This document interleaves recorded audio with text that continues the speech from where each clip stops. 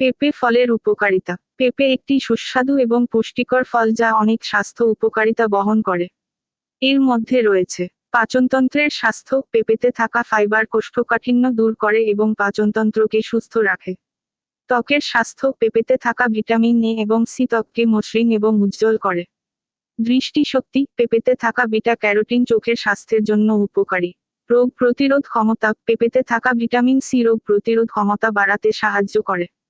হৃদরোগের ঝুঁকি কমায়। পেঁপেতে থাকা পটাশিয়াম রক্তচাপ নিয়ন্ত্রণে সাহায্য করে এবং হৃদরোগের ঝুঁকি কমায়। ওজন কমানো। পেঁপেতে কম ক্যালোরি থাকায় ওজন কমানোতে সাহায্য করে।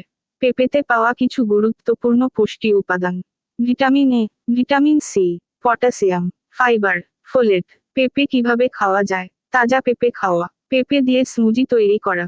পেঁপে দিয়ে সলাদ তৈরি করা। মনে রাখবেন, যদি আপনার পেঁপেতে অ্যালার্জি থাকে তবে এটি এড়িয়ে চলুন।